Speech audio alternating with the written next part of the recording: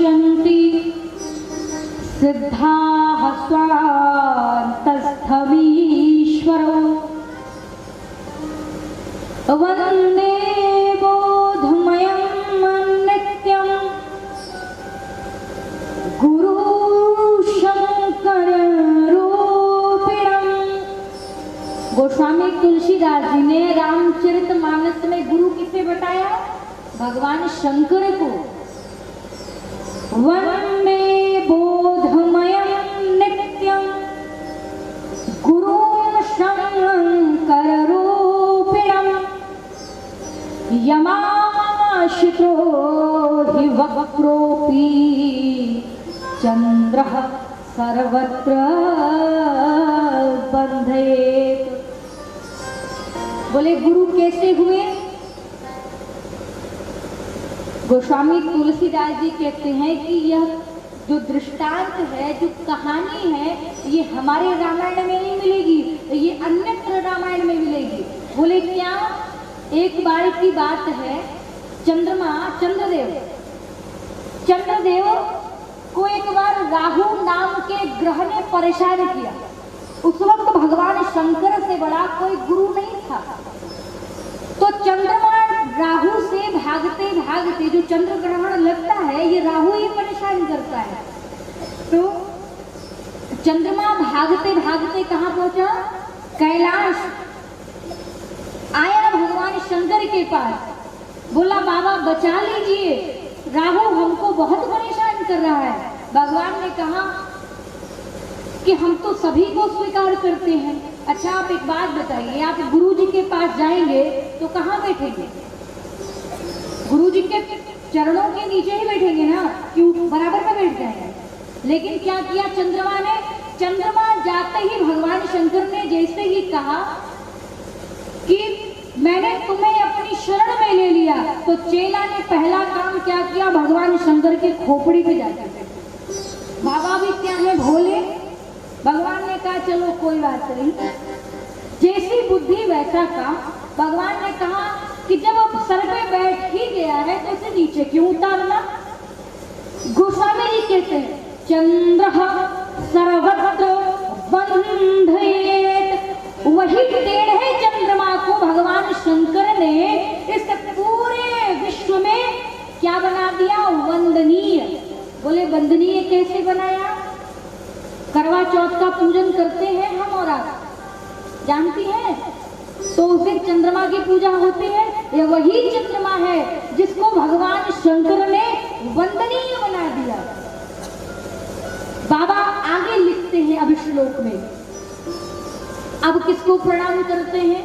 सीताराम गुणग्राम पुण्यारण्य विहारण। भगवान श्री अयोध्यापति भगवान श्री राजा रामचंद्र जी को गोस्वामी तुलसीदास जी प्रणाम करते हैं, जो वन वन विचरण करने वाले।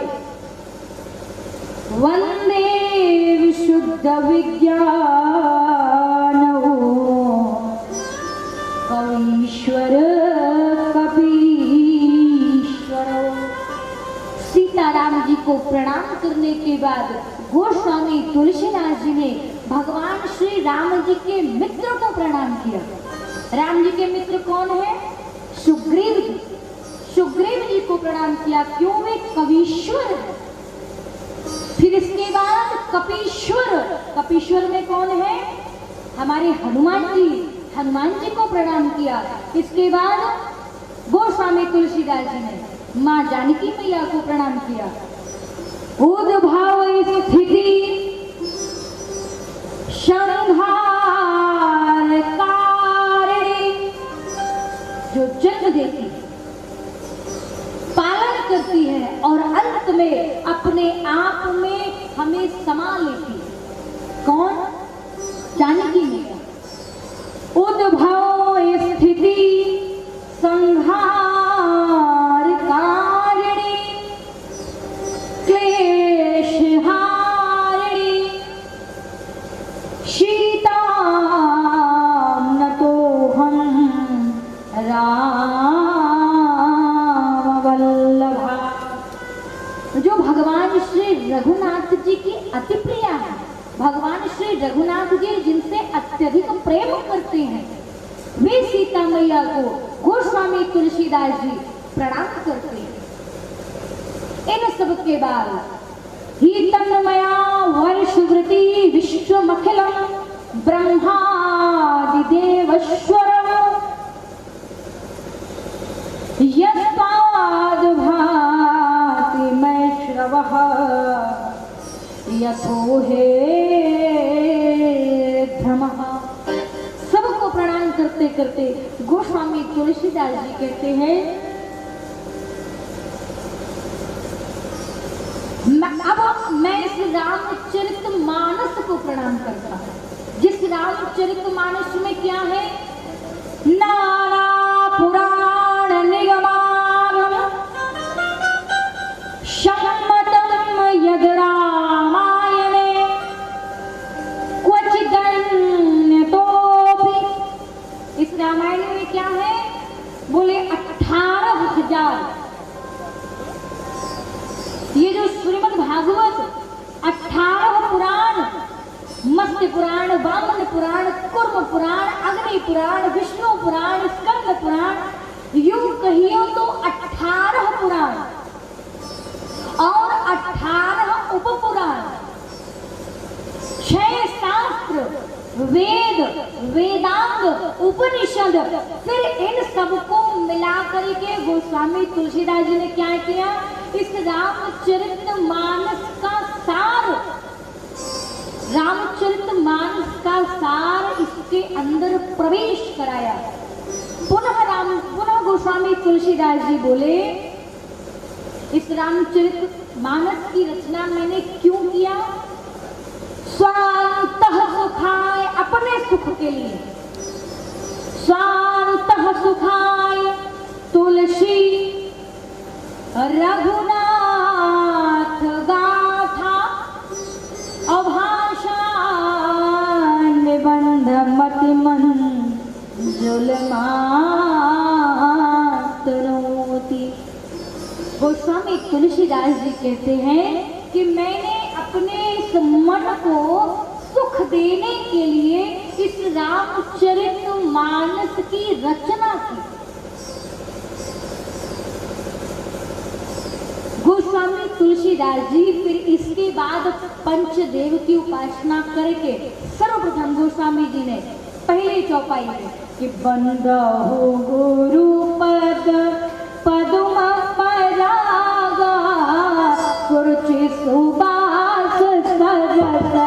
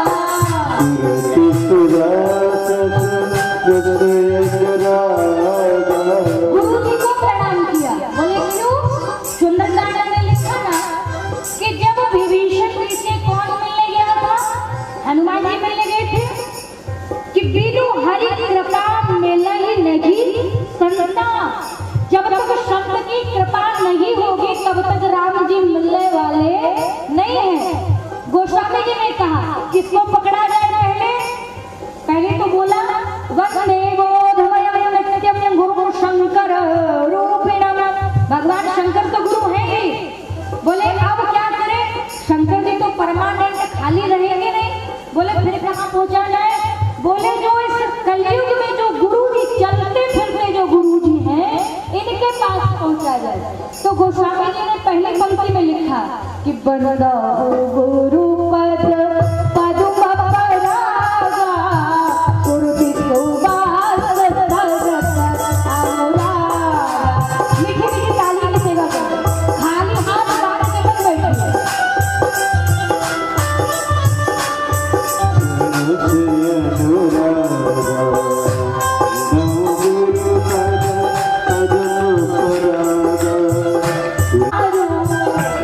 Yo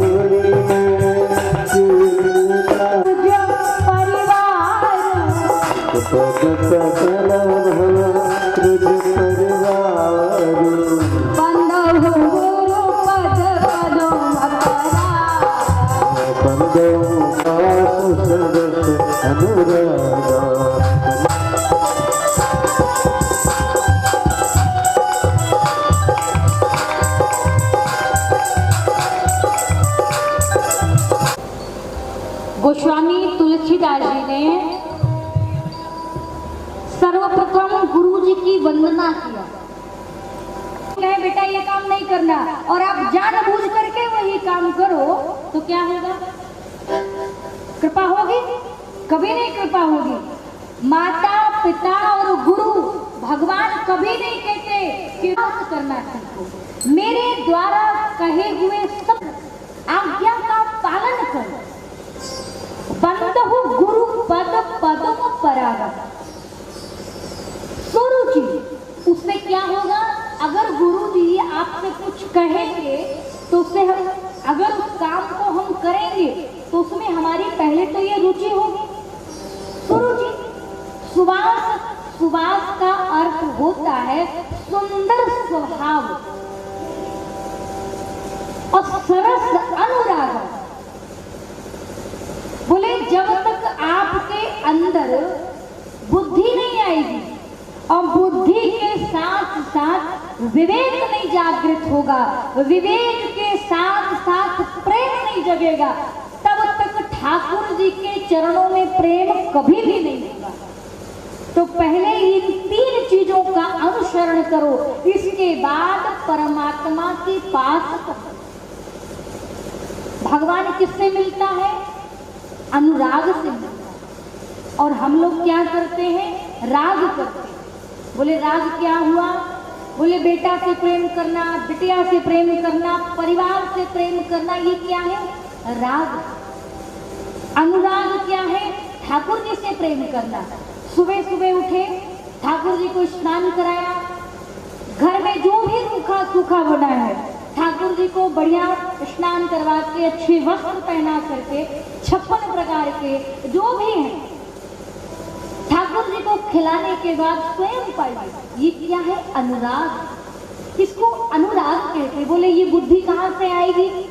ये बुद्धि ग्रंथ से नहीं आएगी, क्योंकि ऋषियों की और मुनियों की लिखी हुई रचना बहुत कठिन है। इसे गुरु की ही भाषा में समझा जा सकता है, अपनी भाषा में समझना बहुत मुश्किल है। बोले जब ये 3 चीज प्राप्त होगी तब हमारा ठाकुर जी के प्रति प्रेम। बोले अमेय मूरी में चूरन चारू। चूरन खाए होंगे बचपन में, सभी लोग खाए होंगे। तो बोले चूरन क्या है? अमेय। अमेय का अर्थ होता है, चूरन 3 भाषा में कह लीजिए। पहला तो पंचामृत। पंचामृत को अपन ऐसे पान करते हैं जैसे चूरन को खाते थे। और भगवान का चरणामृत। और तीसरा क्या हुआ? भजनामृत। बोले चरणामृत तो घर में मिल जाएगा, और बोले पंचामृत कब मिलता है? बोले जन्माष्टमी अभी आने वाली। जन्माष्टमी में घर घर में पंचामृत बनता है, ठाकुर जी को स्नान भी कराया जाता है। और बोले भजनामृत कभी कभी प्राप्त होता है, या मंदिर में जाओ या कथा में जाओ तभी। अमेय मूरी में चूरन चारू। बोले ये चरणामृत, ये चूरन अकेले मत खाओ। बोले फिर समन सकल भाव रज परिवारू, पूरे परिवार के साथ बैठ करके इस भगवान की कथा रूपी अमृत की चूरन की फंकी लगाओ। बोले फिर क्या होगा? बोले हमारा तो कल्याण होगा ही होगा। सुनने वाले घर के हो, बाहर के हो, परिवार के हो, उन सब का भी कल्याण होगा। ऐसा हम नहीं कह रहे, ऐसा गोस्वामी तुलसीदास जी की पंक्ति कह रहे। बोले ये कृपा कैसे मिलेगी? ये कथा कैसे मिलेगा? बोले इसके लिए श्री गुरु पद नख मणिगण ज्योति। बोले ज्योति 2 प्रकार की होती है। बोले एक तो ये इलेक्ट्रॉनिक समझ लीजिए, और दूसरी घर में जो पहले के समय में जो दिया बत्ती बारते थे, लालटेन होता था जो पहले के समय में, अब की बात नहीं, अब तो इलेक्ट्रॉनिक का जमाना है। बोले इसके बाद श्री गुरु पद नख, बोले तीसरी ज्योति कहीं और नहीं, गुरु के चरणों में मिलती है। बोले कहाँ मिलती है? कि गुरु पद नख, बोले पैर के नाखून में। कौन से पैर के नाखून में? तो जब भी शिष्य का धर्म बनता है, गोस्वामी तुलसीदास जी इस कथा को काट दिए हैं। यहाँ पे तुलसी रामचरितमानस में इसका वर्णन नहीं किया, लेकिन वाल्मीकि जी ने इसको स्पष्ट लिख दिया। अगर गुरु जी का पुण्य चाहिए, गुरु जी की कृपा चाहिए, यदि ब्रह्मा विष्णु और शंकर की कृपा चाहिए तो कहीं मंदिर जाने की जरूरत नहीं है। इतनी बड़ी कृपा है कि गुरु स्वयं घर पे आ रहा है। बाबा कहते हैं श्री गुरु पद नख, बोले गुरु के दाहिने पैर के अंगूठे का पूजन करो, माथे पर तिलक नहीं लगाओ, गुरु के दाहिने पैर के अंगूठे को धुलो और उसको चरणामृत की तरफ पान करो। बोले ये क्या होगा?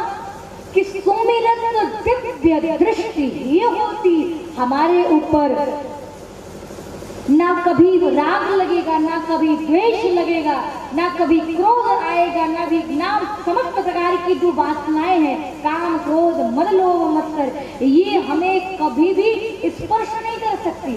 ऐसा गोस्वामी तुलसीदास जी इस रामचरितमानस में लिखते हैं। गुरु जी को प्रणाम करने के बाद किसको प्रणाम?